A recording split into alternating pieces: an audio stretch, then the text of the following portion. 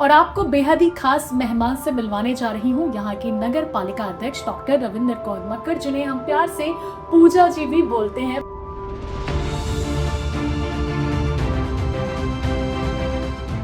तो लोग कंपेयर करते हैं कि रायपुर से सिटी से आप एकदम गांव में कैसे आ गए।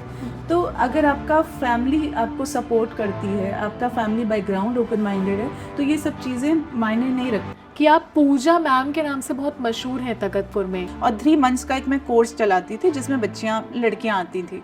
और मैंने ये भी रखा था कि जो गरीब बच्चे हैं जो बोलते हैं नहीं पढ़ पाएंगे, उनको मैं फ्री ऑफ कॉस्ट पढ़ाती थी।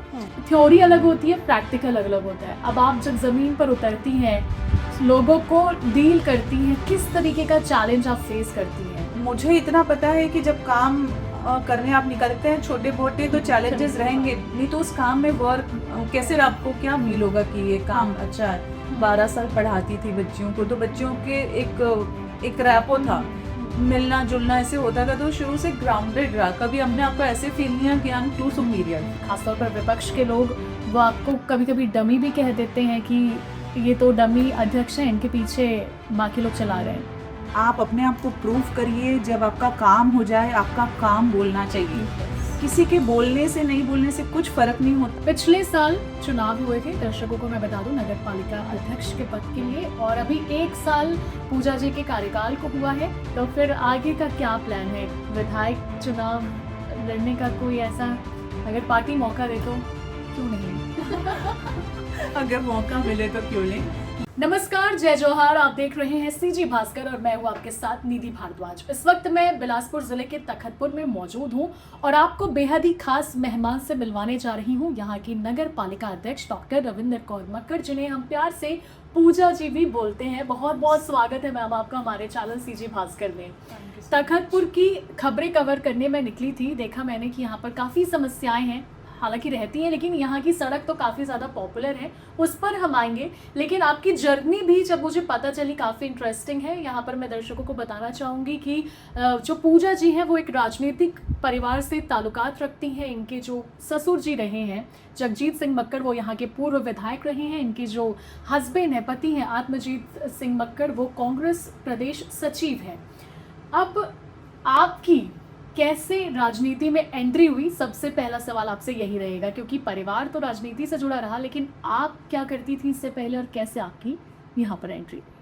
सबसे पहले तो मैं ये कहना चाहूँगी कि तखतपुर जब मैं आई तो मैं बहुत लकी हूँ कि मैं तखतपुर आई। लोग ये बोलते हैं कि आप सीधा गांव कैसे आ गए, कहीं लोग ये इसको गांव के तौर पे लेते हैं। तो ये था कि परिवार बहुत ओपन माइंडेड था, तो एडजस्ट करना इतना ये ना बहुत इजी था। से आई? मैं रायपुर से हूँ। Okay. तो लोग कंपेयर करते हैं कि रायपुर से सिटी से आप एकदम गांव में कैसे आ गए।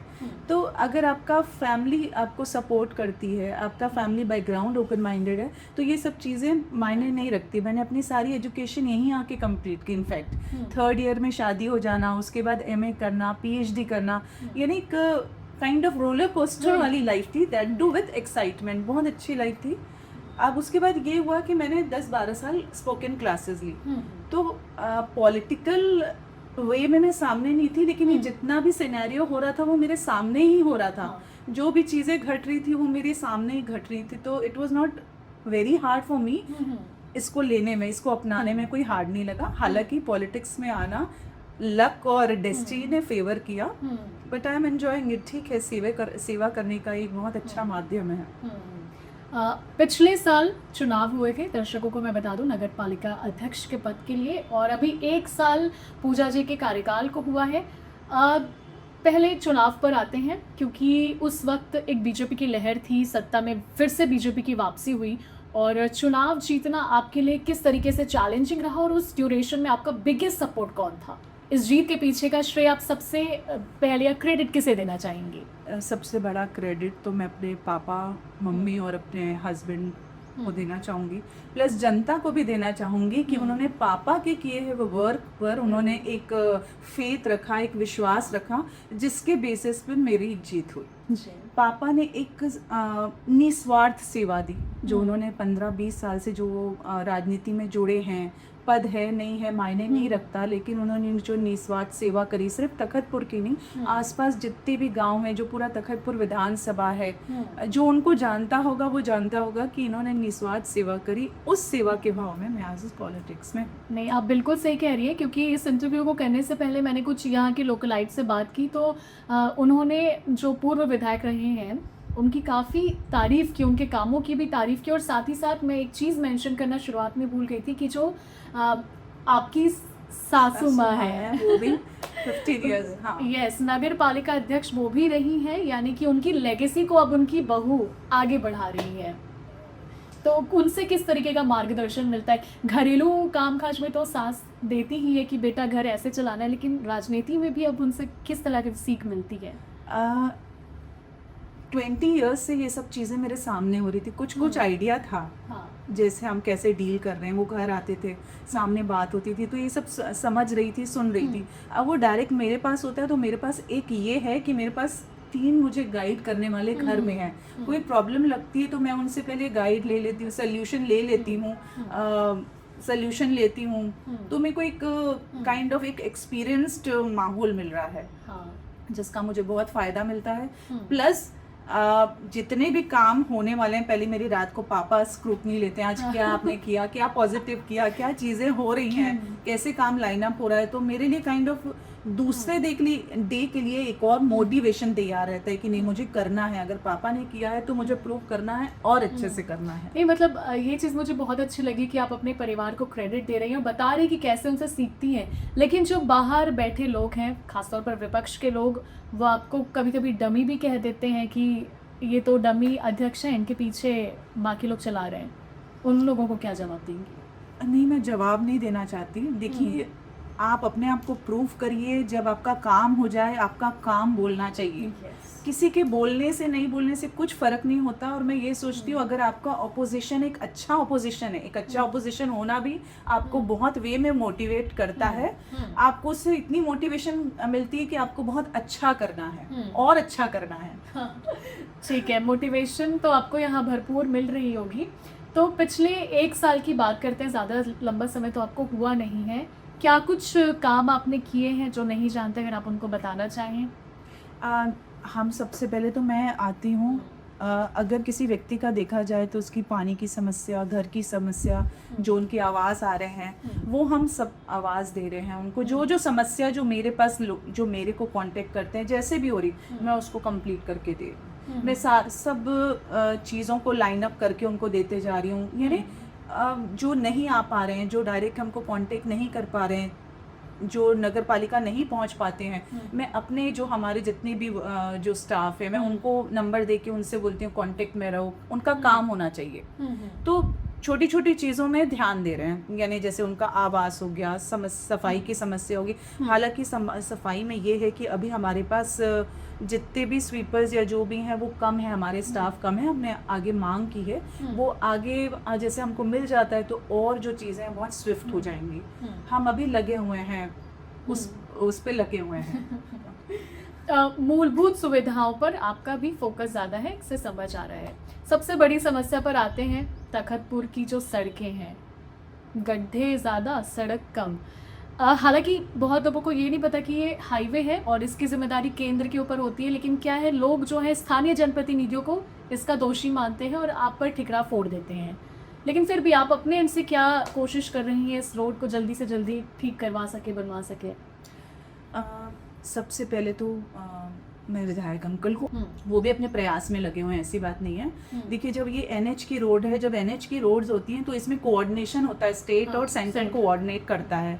अब हम अपनी तरफ से यही कर सकते हैं कि हम कलेक्टर सर पास जा सकते हैं, अपनी मांग ऊपर तक पहुंचा सकते हैं, आप लेटर्स कर सकते हैं, लेकिन जो प्रोसेस में जो डिले है वो डिलेज होते ही हैं, वो डिलेज होते ही हैं। अब वो अभी भी, जैसे हमको पहले उन्होंने कहा कि होली के बाद बनेगी, अब होली चली गई, अब वेट एंड वॉच वाला प्रोसीजर है। मैं कलेक्टर सर से भी मिल आई हूँ, होगा। अब देखते हैं सारी प्रोसेस, सारी जो भी उनकी प्रोसीडिंग्स, जो भी उनके काम है वो सब कंप्लीट हो चुके हैं। अब कब स्टार्ट होता है ये देखते हैं। आपके ही पार्टी के जो अन्य नेता हैं वो ये आरोप लगा रहे थे कि अरुण साहब जी जो हमारे मंत्री जी हैं वो उनकी वजह से ये काम रुका हुआ है क्योंकि वो भूमि पूजन नहीं कर रहे हैं, ऐसा आरोप उनकी तरफ से लगाया गया है। मैं भी यही सुन रही हूँ कि उनकी तरफ से कुछ ढीले हो रहा है, तो मैं यही चाहूँगी कि वो हमारी जो समस्या है उस पर ध्यान दें। वाकई ही गड्ढे बहुत, मैं समझ रही हूँ। अगर मैं जनता की तरफ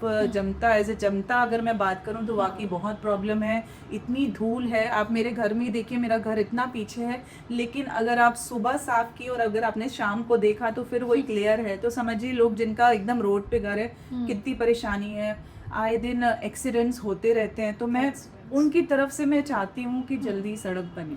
अतिक्रमण की समस्या भी बहुत ज़्यादा है क्योंकि ये जो आपका रोड है साइड में हमने देखी बहुत दुकानें हैं, लोगों की शिकायत है कि अतिक्रमण पर भी एक्शन जल्द से जल्द होना चाहिए। ऑब्वियसली अभी होगा, अभी जैसे NH आएगा, हम वेट ही कर रहे थे अब कि वो उनके जो सारे प्रोसेस चालू होंगे। क्या हो रहा है, दुकानदार थोड़ा सा बाहर आ जाते हैं ना, तो अब वो प्रॉपर फिर से लाइन होगा, एक प्रॉपर NH जब आपका रोड स्टार्ट होगा तो वो फिर से उस पर भी उस पर काम शुरू होगा। यानी कि गौर करने वाली बात है, जैसे ही जो लोग सड़क की मांग कर रहे हैं वो काम शुरू होगा तो जो अवैध अतिक्रमण लिए बैठे हैं उन पर भी एक्शन होगा। चलिए अब आपकी थोड़ी सी फ्यूचर प्लानिंग पर बात कर लेते हैं। आने वाले वक्त में आपने क्या प्लान करके रखा है तखतपुर के लिए? प्लानिंग ऐसी हुई है कि छोटे छोटे काम भी हों, बड़े बड़े काम भी हों।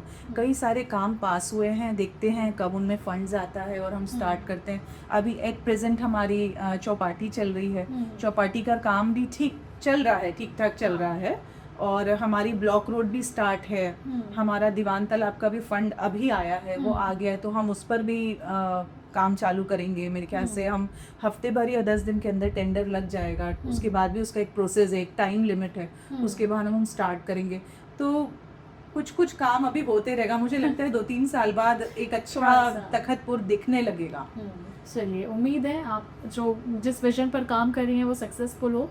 अब राजनीति में मैं फिर से आना चाहूँगी क्योंकि आपको ज़्यादा लंबा वक्त हुआ नहीं, भले आप देख रही हैं, लेकिन जब थ्योरी अलग होती है प्रैक्टिकल अलग होता है। अब आप जब ज़मीन पर उतरती हैं, लोगों को डील करती हैं, किस तरीके का चैलेंज आप फेस करती हैं? क्योंकि आपकी फैमिली भी रही है, उनको अलग नज़रिए से देखा जाता है, फिर आप नहीं हैं, तो किसी तरीके का कुछ अलग अनुभव? एज सच मेरे को अभी तक ऐसे कुछ लगा नहीं कि कोई चीज़ चैलेंज के तौर पर आ रही है। मुझे इतना पता है कि जब काम करने आप निकलते हैं छोटे मोटे तो चैलेंजेस रहेंगे, नहीं तो उस काम में वर्क कैसे आपको क्या फील होगा कि ये काम अच्छा है। तो छोटे छोटे चैलेंजेस होना भी अच्छी बात है। हर डिले एक नया सक्सेस स्टोरी लेके आता है, मैं इस पे मानती हूँ। डिलेज होते हैं, लेकिन जो डिलेज के बाद जो काम होते हैं वो ज़्यादा रिमार्केबल होते हैं, लोग उसको ज़्यादा लंबे समय तक याद करते हैं। काफ़ी पॉजिटिव हैं आप पूजा जी, काफ़ी पॉजिटिव हैं। बहुत अच्छा लग रहा है आपसे बातचीत करके। आप परिवार पे भी आते हैं, आपकी फैमिली के बारे में बताइए, कितने आपके बच्चे हैं, किस तरीके का माहौल है घर में? मेरे 2 बच्चे हैं। मेरा बेटा लंदन से MBA करके आ चुका है, वो ना काम देख रहा है।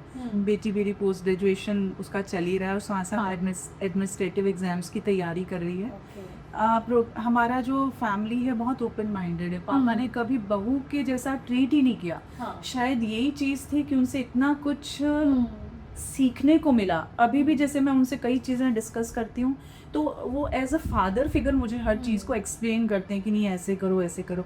हालांकि कंपैरिजन भी होता है, उनके टाइम में काम बहुत स्विफ्टली हो गया, बहुत इजीली ऐसे एक रहता है कि आपकी एक सरकार रहे तो काफ़ी आपको एक हेल्प हो जाती है। बाकी ठीक है, मैं बहुत लकी हूँ कि पल पल उनका मार्गदर्शन मिलता रहता है। चलिए, पहले पब्लिक फिगर होने के बाद लाइफ में स्लाइटली चेंज आता है, तो कुछ चीज़ें आप जो मिस करती हैं? जो नहीं, पब्लिक फिगर होने के बाद कोई ऐसा चेंज नहीं आया, क्योंकि मैं शुरू से ग्राउंडेड थी। अभी भी ग्राउंडेड हूँ। चाहती हूँ कि एकदम जो आखिरी छोर तक जो इंसान है, मैं उसको भी उस तक पहुँचूँ और उसको लगे कि हमारे में से ही है। मैंने कभी ये नहीं शो किया कि जैसे मेरी इससे पहले भी मेरी एक लाइफ थी, मैं 12 साल पढ़ाती थी बच्चियों को, तो बच्चियों के एक रैपो था, मिलना जुलना ऐसे होता था। तो शुरू से ग्राउंडेड रहा, कभी हमने आपको ऐसे फील नहीं किया कि आई एम टू सुपीरियर।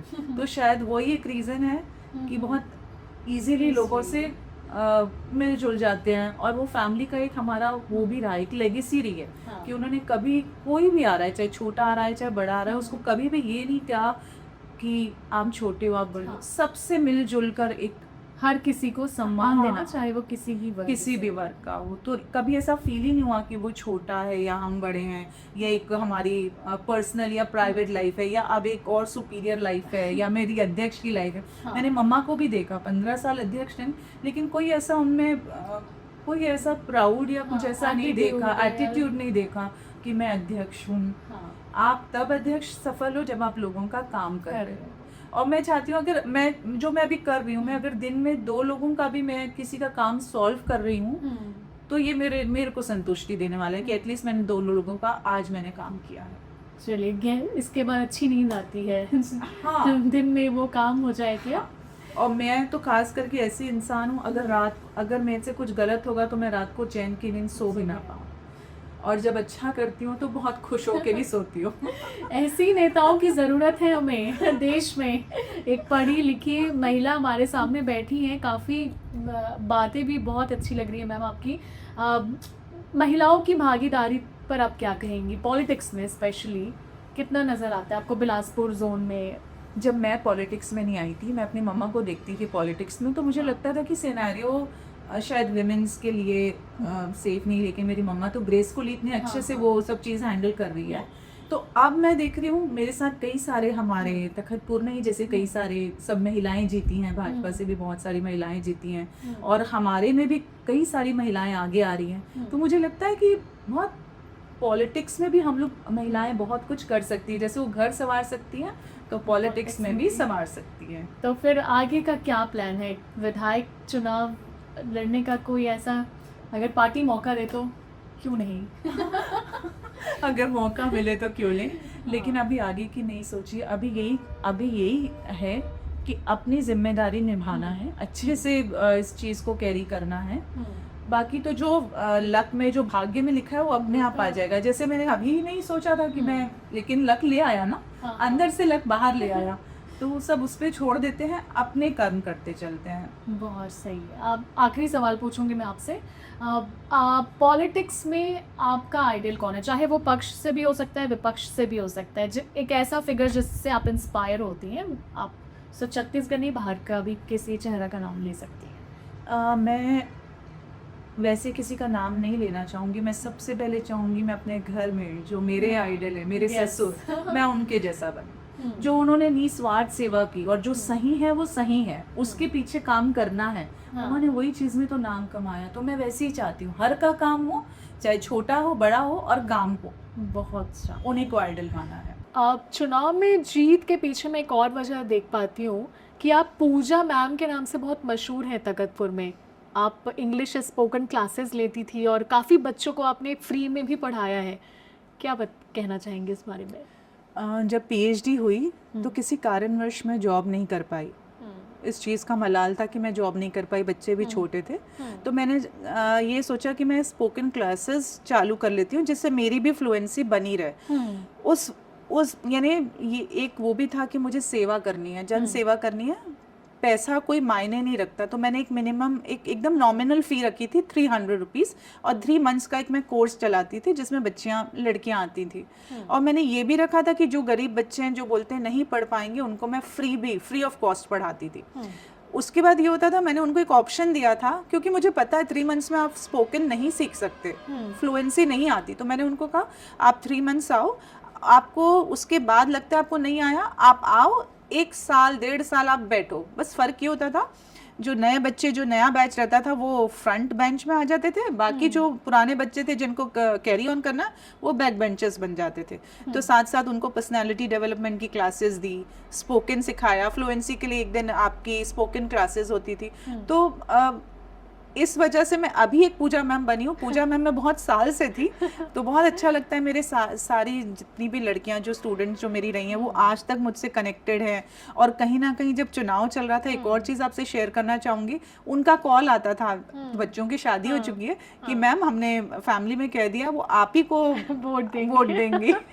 तो ये प्राउड फील होता है, और अपने आप में और प्राउड फील होता है जब मैं दूसरों से सुनती हूँ कि मैम ने हमको बहुत अच्छी तरीके से पढ़ाया है, जो उन्होंने पढ़ाया बहुत अच्छा पढ़ाया, ये सेटिस्फेक्शन देता है कि आपने तखतपुर में जो बच्चों को बेसिक नॉलेज नहीं है आपने उनको नॉलेज दिया। वो बच्चे जब खुद कॉन्फिडेंट फील करते हैं तो ये मेरे लिए एक बहुत ही प्राउड फील करने वाला मोमेंट है। और मैं आज भी उस चीज़ को प्राउडली कह सकती हूँ कि मैंने जितने भी बच्चों को पढ़ाया मैंने अपनी तरफ से पूरा प्रयास किया कि मैंने उनको सही नॉलेज दिया। मैम हमने देखा है कि कई सरकारी योजनाएं जैसे कि पीएम आवास योजना ही होती है, उसमें कई तरह की धांधली सामने आती है, गरीबों का कई लोग हक खाते हैं। इसको लेकर आपने कुछ अपने जीत के भाषण में कहा था, वो क्या था? हाँ, हमने कहा था, पहले सुनाई देता था कि लोग जो मीडिएटर है वो गरीबों से भी एक अमाउंट ले लेते थे। इतना छोटा अमाउंट, वो गरीब हैं, वो छोटे अमाउंट में भी उनको और कर्ज लेना पड़ता था मकान बनाने के लिए। तो हमने कहा था कि अगर हमको पता चले कि या हमको पता चलेगा कि वो उसने किसी से पैसे लिए हैं या कुछ लिया है तो हम उन पे एक्शन लेंगे। और आज 1 साल से ऊपर हो गया तो मुझे नहीं लगता कि कुछ भी ऐसा हमें सुनाई दे रहा है। अभी तक ऐसा कुछ ऐसा सुनाई नहीं दिया कि जिनका आवाज़ आ रहा है लोग उनसे कुछ भी पैसे ले रहे हैं या कुछ ऐसे कर रहे हैं, जो कि बहुत अच्छी बात है। नहीं तो आप ये सोचिए ना, उनको जो एक छोटा सा अमाउंट मिलता था उसमें किसका घर बनता है। गरीब है, गरीबी रेखा से नीचे है, तब तो उनका आवाज़ आ रहा है करके। फिर इसी में हमने एक और किया कि मैं कुछ NGO से जुड़ी हूँ, मेरे भाई हैं, उनके साथ जुड़ के मैं भी कुछ स्कूल्स के लिए, जितने सरकारी स्कूल्स हैं वहाँ पे बच्चों के लिए बच्चों को बैग्स देना, बच्चों को जूते मोजे देना, स्वेटर्स देना विंटर्स में, ये सब हम छोटे छोटे कुछ समाज सेवी वाले काम भी मैं थोड़े थोड़े कर लेती हूँ। कि क्या होता है, बच्चों को बड़े बड़े काम से कोई मतलब नहीं, उन्हें छोटी छोटी चीज़ें ही खुशियाँ देती हैं। अभी हमने इनफैक्ट एक अभी नया बनाना है, अभी जो नया स्कूल, जो अभी जब स्कूल्स रीओपन होंगे तो हम कई स्कूलों को कवर करके हम वहाँ पे बैग्स देंगे, वाटर बॉटल्स देंगे। अभी मैंने 3 स्कूल प्लान किए हैं जहाँ पे हम वाटर कूलर देंगे। एक जगह हम दे चुके हैं, कन्याशाला में हम वाटर कूलर लगा चुके हैं, बच्चों के लिए स्कूल यानी झूले लगवाए हैं। उनकी मांग थी बाउंड्री वॉल बनवा दो, तो वो हमने कर दिया है। तो अभी 2 जगह और हमारे वाटर कूलर लगने वाले हैं। तो इस टाइप से भी काम थोड़े बहुत करते रहते हैं। आप अपने एंड से कर रहे हैं? हाँ, NGOs की हेल्प लेके। Very good, very nice. चलिए, उम्मीद है आपने जो विजन तैयार किया है तखतपुर के लिए, अपनी जनता के लिए, वो पूरा हो, सक्सेस हो। आपको इसके लिए ढेर सारी शुभकामनाएं। और CG भास्कर को अपना कीमती समय देने के लिए भी आपका बहुत बहुत धन्यवाद। इसी के साथ फिलहाल इस इंटरव्यू में इतना ही। आगे भी अगर मौका मिला तो हम कभी और पूजा जी से ज़रूर चर्चा करेंगे उनके कामों को लेकर, और जो भी चीज़ें रही हैं। आपको कैसा लगा ये वीडियो, कमेंट ज़रूर करें। और अगर आपने अब तक हमारा चैनल CG भास्कर सब्सक्राइब नहीं किया है तो सब्सक्राइब ज़रूर करें। और साथ ही अगर ये वीडियो अच्छा लगा हो तो इसे ज़्यादा से ज़्यादा लोगों तक ज़रूर शेयर करें। इसी के साथ मुझे यानी निधि भारद्वाज को दीजिए इजाज़त। नमस्कार, जय हिंद, जय भारत, जय छत्तीसगढ़।